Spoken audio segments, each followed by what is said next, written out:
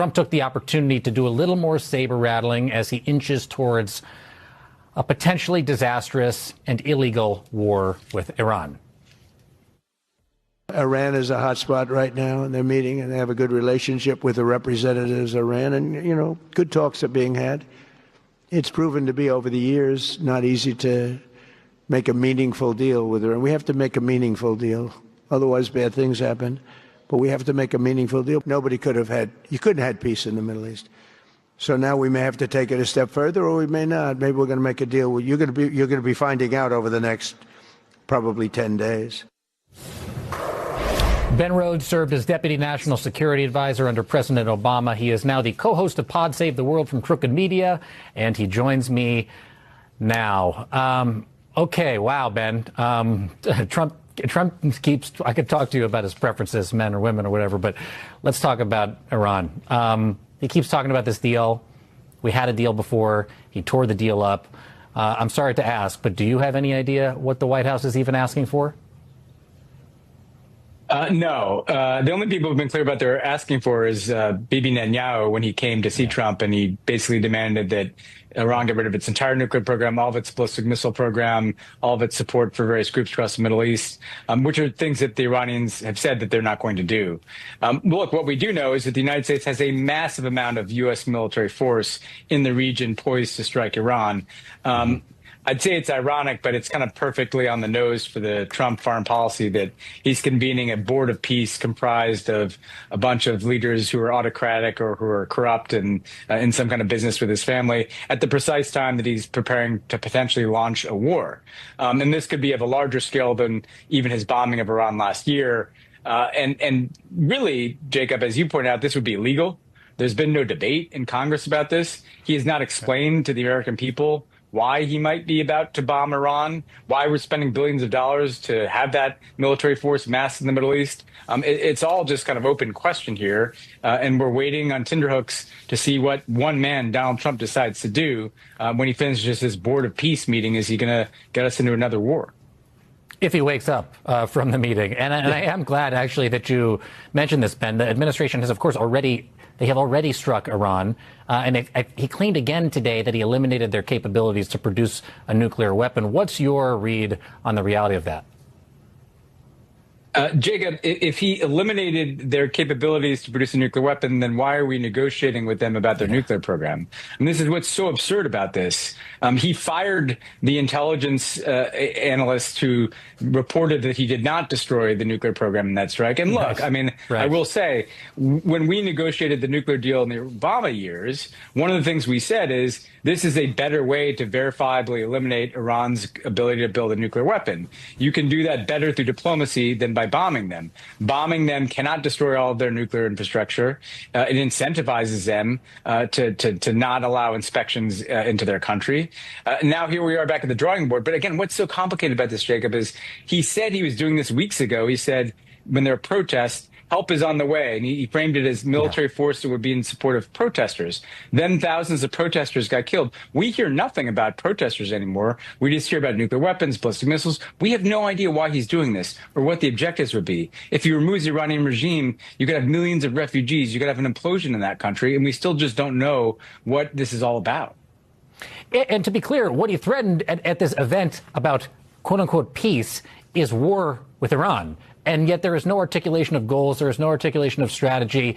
They are not even been bothering to lie to the public about it. No, they're not even bothering to kind of, come up with some pretext or, cook up some intelligence or anything. They're just massing an enormous amount of military force. And this, where's Congress? I mean, under the Constitution, they're supposed to have the authority to take us to war or to approve the president taking this kind of military action. This has become so routinized that the U.S. military is kind of the personal extension of Donald Trump's power that it's not even unusual that we are having no debate about this. But I hope people in Congress step up and force this debate, because we could look up in a few weeks here and be involved in a conflict. Iran is much bigger than Iraq was, right? Iran is a country of 90 million people. So the Board of Peace, I think, is exposed to be the kind of vanity project that it is, that it has nothing to do, by the way, with these Iran negotiations either. It's not somehow playing some role in support of those negotiations. It's just kind of a venue for Donald Trump to, I don't know, live out his fantasy camp of being the leader of the world. And you have such a unique vantage point on all this because the Obama administration, of which you were a part, inherited 2 regime change wars in the Middle East, and the consequences, I think, catastrophic. You were there. What are the lessons that you learned then that administration learned that this administration is ignoring at this very minute? The lessons are that the consequences of military action can be very unpredictable and almost certainly go beyond what you expect at the outset, right? And sometimes these things can look good at the beginning. So when we invaded Iraq under the Bush administration, first few months, maybe it looks like this is going well. We knocked over Saddam Hussein. Well, we were still there 10 years later during the Obama administration. And then even when we withdrew from there, we had to go back in because ISIS, which was, an outgrowth of the insurgency in that country against the U.S. presidents in part, became a terrorist threat. And so if you remove the Iranian regime militarily, I don't like the Iranian regime. I would like to see the Iranian people change their own government. But if we remove that militarily, what takes its place? Even the supporters of the war, the Lindsey Grahams of this world, cannot explain what is the government that is going to take the place of the Iranian regime in a country of 90 million people? Because what you could have is civil war. What you could have is implosion. What you could have is millions of refugees, destabilizing that region even more than it is.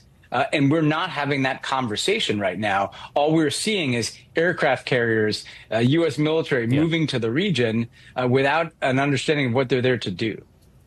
Ben Rhodes, thank you, man. It's great to see you tonight. Appreciate you being here. Good to see you. Ben's podcast, Pod Save the World, is available wherever you get your podcasts. And as I mentioned earlier, starting on February 28th, they will also be available right here on MS Now when we bring you the very best from Crooked Media, Saturday nights at 9 p.m. Eastern. That is all in on this Thursday night. The briefing with Jen Psaki starts right now. Good evening, Jen. Jacob, I could probably talk to you about a million things for the next hour, but I'm going to talk to the family of Virginia Giuffre in just a moment, and I want to give them as much time as possible, so I'm just going to get to it tonight. Great. All Jen, right. thank you very much. Have a good night. I'll see you tomorrow. Thanks. All right. It was one of those days when it would have been basically impossible for you to have missed the news. I mean, it doesn't matter what you were doing today or how busy you were. You're probably pretty busy. It was one of those things that was on every phone and TV screen and every text, probably when you woke up this morning. That's when I learned. And it was on every text chain really around the world. And I'm, of course, talking about the arrest of the former Prince Andrew today in the United Kingdom. He's not known as the prince anymore, but you know who I'm talking about. Now, what you may not know are the details of the decades-long fight that led to this moment, a fight that started in so many ways with the bravery of one woman, the late Virginia Roberts Giuffre. And I really am honored, as I just mentioned to Jacob, that members of her family agreed to join me and talk about this tonight. Imagine your reaction, imagine their reaction to seeing this news. House Democratic leader Hakeem Jeffries is also going to join me in studio tonight. I have a million questions for him. I'm sure you do too. And Congressman Ro Khanna is also going to be with us. And there is a lot to talk with him about, because the other huge piece of news today was that the House Oversight Committee released the video of the full, nearly 5-hour-long deposition of Les Wexner they conducted yesterday. Now, Wexner has denied all wrongdoing, but he was one of Epstein's biggest financial benefactors. And Virginia Giuffre testified that she was sexually trafficked to him multiple times. So keep that just in your mind, sitting in your mind, when you listen to what he had to say about whether law enforcement had ever reached out to him about his relationship with Epstein or any of these accusations. Did the FBI or Department of Justice ever directly speak to you about Epstein or Maxwell? Has the FBI or DOJ ever directly contacted you or spoken to you about Epstein? Not to my knowledge. Never. Just to clarify, did you speak to any law enforcement agency of any kind regarding Jeffrey Epstein's investigation in New York in 2019? Never. Didn't. No, I don't remember ever talking to any law enforcement agency. And just to be clear, you never formally interviewed with anyone from the FBI or Department of Justice about Jeffrey Epstein or his criminal investigation in 2019? Never. Yeah, just to clarify, just to be clear, for good reason, they kept asking him this question. And his answer was never. Les Wexner says that nobody at the FBI or the Department of Justice ever interviewed him about Jeffrey Epstein. They never even contacted him. Now, if that is true, that is a scandal on a number of levels, but chief among them is that last July, the Justice Department and the FBI put out this letter saying, quote, as part of our commitment to transparency, the Department of Justice and the FBI have conducted an exhaustive review of investigative holdings relating to Jeffrey Epstein. And then that letter concluded, and here's the key part, we did not uncover evidence that could predicate an investigation against uncharged third parties. Now, the Justice Department claimed they had looked into the Epstein case and determined there was no there. No more work to be done. Nothing to see. Case closed here. That was last July. Now, it's always been completely shady that this Department of Justice not only refused to release the Epstein files when they promised to, which was for a long time, but then when Congress passed a law compelling them to release those files, they have, of course, failed to abide by that, too. And we know why. I mean, for the first time in modern American history, the President of the United States is openly and forcefully exerting control over the Department of Justice. And don't just take my word for it, one we can see with our own eyes. Trump wants us all to know it. I mean, this is the giant banner of Trump over DOJ headquarters, unveiled today to send the message that the agency is truly not independent, that it is truly Trump's DOJ now. They want you to know that. Look at that banner. I mean, it's out of North Korea. A Justice Department that decided, for whatever reason, and I have some suspicions, to declare last July that they had no evidence that could predicate investigating anyone they hadn't already. But the thing is, and this is what is so stark right now, it's quite a contrast, I should say.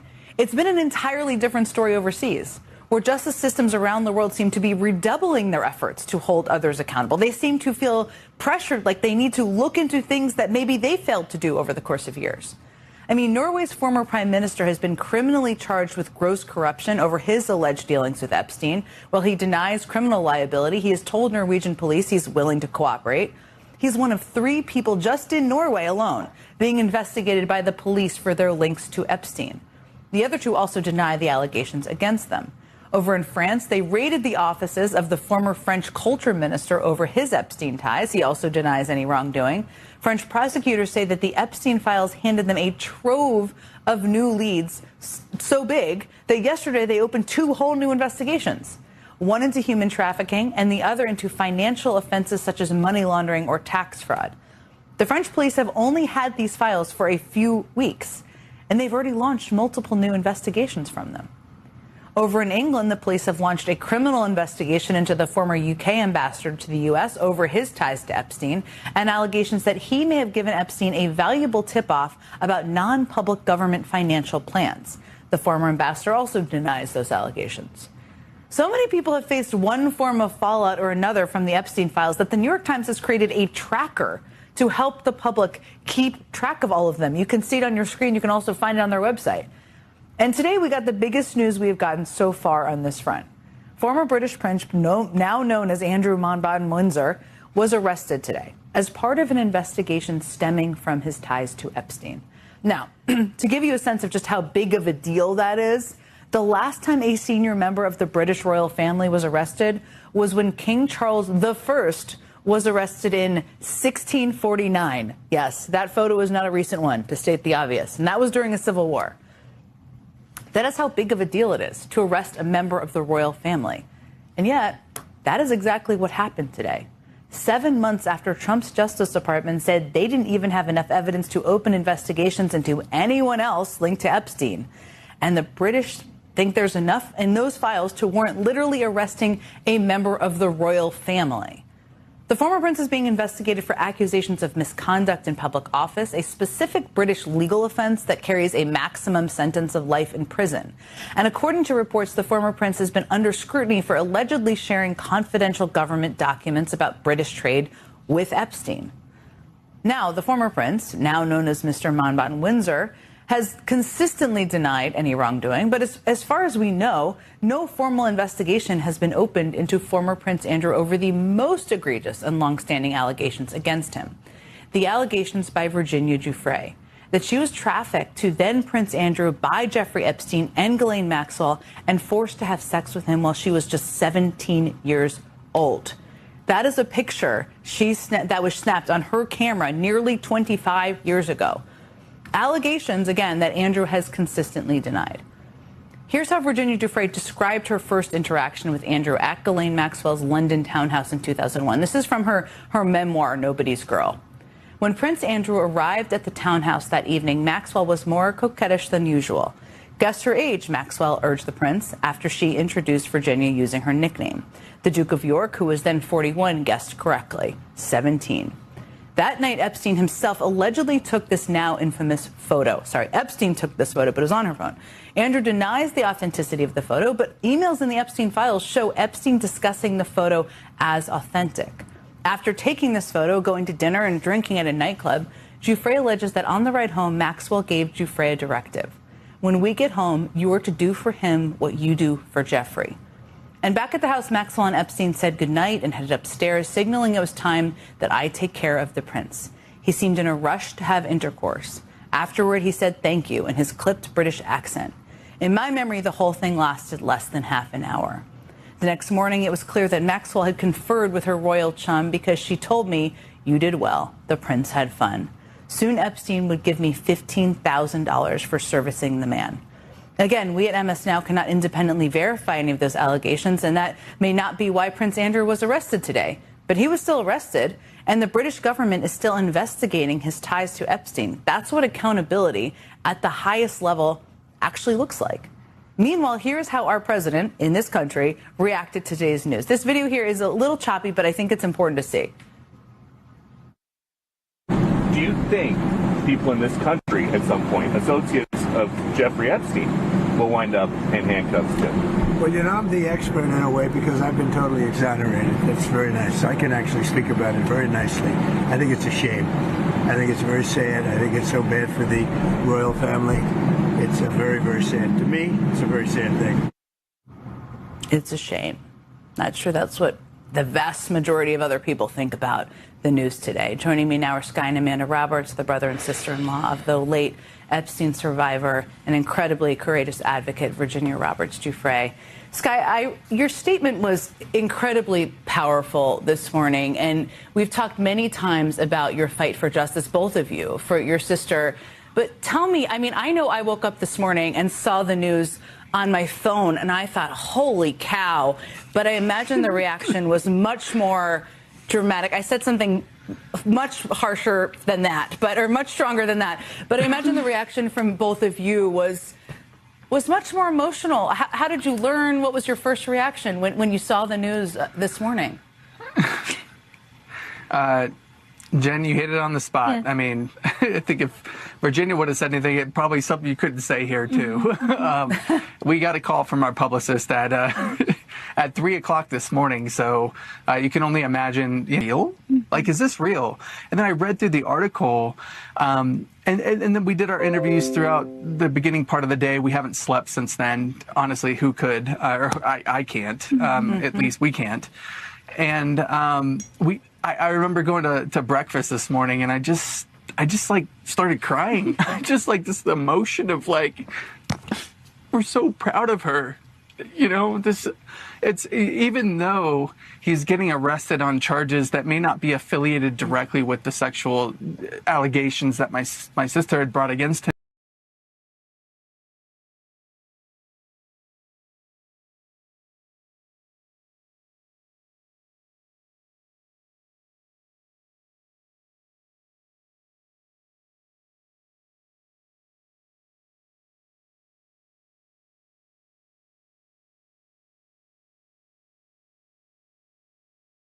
Now motivated, so we're going to keep going because there's so much more to do. There's so few moments where I know you and other survivors and families have felt justice, and it's incredible, I have to say, to hear that you had that moment this morning, even though it was about something else. Let me ask you, I reread parts of Virginia's book this morning, and we just shared some of it as well, because I felt it was important for people to hear how she articulated her accusations against Andrew and how serious they were. And we don't know that there's an investigation into that, but she talks about the photo I just showed. It's almost 25 years ago. It was March 25 years ago when that photo was developed. She talked about it in her book. And Amanda, let me ask you, I wonder, and we don't know this, but without that photo and without her advocacy. I don't know that they would have looked into Andrew, but what do you think? That photo was such a pivotal moment in this case. You know, oftentimes when survivors come forward, it's always he said, she said, and society is inclined to believe the he before the she. And what she did with that piece of evidence, which was submitted to the FBI, which the original photo is still in their possession, it was verified that it was a real photo. That was such a critical turning point. And I mean, we're talking about, 25 years ago it was taken, and the way that it just consistently resurfaces over and over and over again. I can imagine it is the biggest thorn in Andrew's side, and it gives me some joy to know that they still cannot get away from this photo that they've backtracked and claimed wasn't real. Time and time again, it's been proven that it is real and that Virginia was telling the truth. Yeah, that photo is just lives as evidence, or evidence of him being with a 17-year-old, standing with a 17-year-old, and she really outlines it in her book. As you mentioned, Skye, we don't. There is no evidence right now of an investigation into the accusations Virginia made, but they seem to be taking. I mean, they did arrest a member of the royal family this morning who she's made accusations against. Have you heard from the British authorities? Are you hopeful that there could be an investigation into the accusations Virginia made? I really hope so. I think our sister has proven to be a truth teller time and time again. To answer your question, Jen, no, we haven't heard from any British authorities at all. Although we're very open to it, I just want to make that clear that we would again commend the King and commend, the UK for actually taking a stand against this when our own government won't. But yeah, I mean, I believe my sister, Amanda. We say it all the time. Like, the files are exposing this at this point. I mean, there's no like gray line here anymore. You can read through them yourself. It's pretty damning when you go through it. I mean, even just the email that Virginia had talked to, even that you talked to briefly here moments ago, is that it proved that not only is the photo real. I mean, Ghislaine sent her own email basically routing out one of her best friends of, yeah, the photo's real, it was taken at my flat, and yeah, it absolutely introduced her to the prince. So when are we going to start believing survivors is really my question. When are we going to start making the burden of proof on survivors a little bit less than what they are now? Because my sister paved the way, and now we're trailblazing through it. She did it for us first. Now we get to carry on the legacy behind her. Andrew, as you well know, and for viewers, was not the only person that Virginia bravely accused. And she testified against others as well and named other names in testimony that's openly available in depositions. One of them was Les Wexner. And he had a deposition yesterday the video is now out of that deposition. And I don't know if you've seen this, and it's upsetting, but I want to play it for you because I think it's important for people to hear what he had to say about it, given what Virginia has said and what she experienced and lived through. But let's play that part of the deposition. Are you aware of who Virginia Giuffre is? No. Familiar name, but I've heard it, but I don't connect it to anything. Did you ever have any sexual contact of any kind with Miss Giuffre? No. How could I have contact with that I don't even know? Miss Giuffre has accused you of performing sexual acts with her multiple times. You dispute these allegations? She must be confused. No, it never happened. Again, it's upsetting to watch. It is because, as I just noted, I mean, Virginia accused Les Wexner of forcing her to have sex multiple times with him, of being trafficked to him. Again, he denies those allegations, just said he doesn't know her. But what do you want people to know? I mean, what is your reaction when you watch that video? Yeah, I think the response is very familiar, right? We've seen this response before. We've seen this response from Andrew. He has no recollection. And, it's the typical response, right? I think, the first attempt at questioning is deny. And so that's the level that he's at right now. It's actually not shocking, to be honest, they've spent a lifetime denying any implications with Epstein, even though there's like mountains of proof that potentially Les Wexner may have bankrolled Jeffrey Epstein. So that alone is just... it further proves why, yes, we have these depositions, we have these hearings, but it's the first step. Let's indict. Let's actually go after the money trail. Let's really open a serious investigation. And so, it's not shocking to get that response from him. It's irritating. It's angering. This is the same nonsense that survivors have been dealing with for 30 years, right? But it's the typical behavior. It's the deny. And so we're ready to move on for that and keep pushing forward. You have more grace than most. I found watching it to be completely enraging. Well, I think we may have lost Sky and Amanda. Are you still there? Okay. We may have lost Sky and Amanda. They're such incredible advocates. I'm so grateful for their time. Thank you, if you can hear me, Sky and Amanda, for joining me tonight and for bravely talking about your sister's story. Okay, coming up, why don't Republicans in Congress want to talk to the former Prince Andrew? They should want to, right? And why didn't a single Republican lawmaker attend a crucial deposition with Epstein's longtime associate, Les Wexner, the guy we just showed you the video of? Congressman Ro Khanna is standing by. He has led the charge on this investigation from the very beginning, and he joins me next.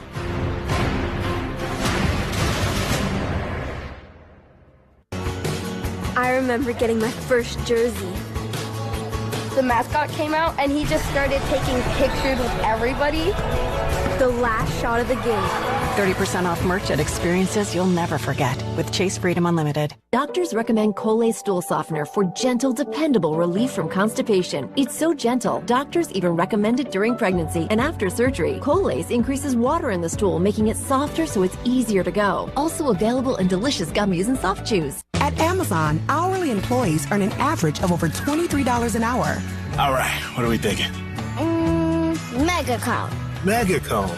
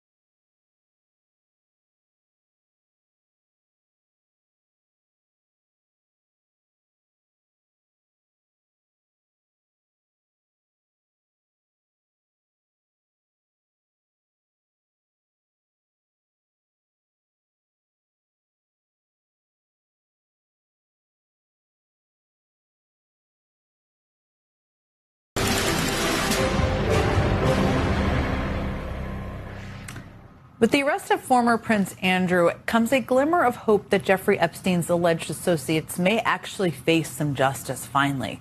But as we wait to see if American leaders will hold the powerful accountable here at home, it is increasingly apparent that one political party in this country is much more interested in accountability than the other. Remember, it was Democrats on the House Oversight Committee that requested that Andrew appear to answer questions about his links to Epstein. It was Democrats who requested that the UK's former ambassador to the U.S., Peter Mandelson, testify. And despite Republicans on the Oversight Committee slapping their watermark on the video, which is very weird, it was only Democratic lawmakers who attended yesterday's deposition of billionaire Les Wexner, while Republicans sent committee staffers. Democrats seem willing to follow where this investigation leads, and it's leading to a lot of places, but they don't have subpoena power. Republicans have that power right now because they're in control of Congress. And if they're only willing to use it on their preferred political targets, like, say, the Clintons, then in a very real way, they are holding up this entire investigation. Joining me now is Democratic Congressman and member of the House Oversight Committee, Ro Khanna. Okay, first of all, you have basically said out loud previously that the British monarchy could basically come down and be toppled because of that. And this morning, a former member of the British royal family was arrested. You were a savant of sorts. But what was your reaction when you saw the news? Well, first of all, I thought of Virginia Guthrie and her family and how courageous they've been. And I had texts from other survivors just relieved that finally there is some accountability. And I've got to say, the British people are showing us the way. I mean, they have held Mendelsohn accountable. They're holding a government, a left government in the UK accountable. They're holding someone who was a former prince accountable. How about we have some accountability here in the United States? How about we have Howard Lutnick resign? How about we have investigations to the other people in the Trump administration filled with the Epstein class? How about we have hearings here for any person who has emails showing that they went to Epstein's island? The reality is Comer wants to make this a political witch hunt, whereas what we really need is for bipartisan hearings on people who are part of this Epstein class. No question about it. I was struck. I played this a little bit earlier, and you were there yesterday, and the video was just released today, of course, as we started the show talking about. But Les Wexner seemed to spend the majority of yesterday's deposition claiming ignorance. What did you make of that? Well, I was back in my district, but I really admire Robert Garcia's leadership and the members who were there. The biggest thing that came out of this is that the FBI and the Department of Justice has not investigated Les Wexner. With all his ties to Epstein, he has never had a phone call from the FBI or from the DOJ. And the fact that there was not a single Republican there shows how political they've made this. I mean, just because Les Wexner is a donor to Republican candidates, they decide that they don't need to show up. I have said that whether this implicates Democratic donors, Republican donors, Democratic officials, it doesn't matter. This is about justice for the survivors. I always think you're there because you're in the middle of most things, but thank you for that correction. And people can watch the video out there as well. It's available publicly. Let me ask you about something that I thought was weird, especially since there were no Republican members there. There was a watermark, like a GOP watermark on this video that was released, even though they didn't show up. The members didn't show up. What was that about? And did you find that to be bizarre? I did. I don't know if they wanted to show that they were there. But just like I corrected the record, Jen, with you, in this day and age, telling the truth is pretty basic. And usually you will get caught if you don't. Even if you don't have the morality to tell the truth, everything is on social media. It's easily verifiable. And the reality is they could have just said they didn't show up, but they tried to do this watermark, I think, to show that they were there. Yesterday was a big deal, even though he didn't say a lot, but it was a big deal to depose somebody who's been accused. Who's next? Who are you guys looking at next? Who are you hoping to depose in the coming weeks? Look, I believe every person in those files who said that they visited Epstein's Island or who had extensive correspondence with Epstein after he was convicted should be deposed. I mean, it should include people like Bill Gates. It should include people who are not as prominent, and it should include people like Howard Lutnick, who was obviously engaged in conduct with Epstein, including alleged business conduct, well after he was a convicted pedophile. And, you know, if Donald Trump had called the police saying that I have concerns with Epstein in 2006, I don't understand how he can have someone in his cabinet who was going and meeting with Epstein 6 years later after he himself is calling the police saying he's got concerns about Epstein's relationship with young girls. So the question in the United States of America is very simple. Are we going to actually have accountability? We've seen accountability in England. We've seen it in France. We're seeing it across Europe. Are we going to have accountability in this country? Let's hope so, but that banner of Trump on the Department of Justice sure makes me concerned about that. Congressman Ro Khanna, thank you so much for joining me tonight. Appreciate it. Okay, I just want to remind everyone that Democratic leader Hakeem Jeffries is going to be here at the table in just a few minutes, and obviously there's a whole lot to ask him about. But first, we just watched one of the most bizarre, this also happened today, most embarrassing, most blatantly corrupt displays of Donald Trump's second term. He's calling it the Board of Peace. I'm calling it what it is, which is a slush fund. I have been waiting all day to ask former National Security Advisor Susan Rice about it, and she's going to join me next.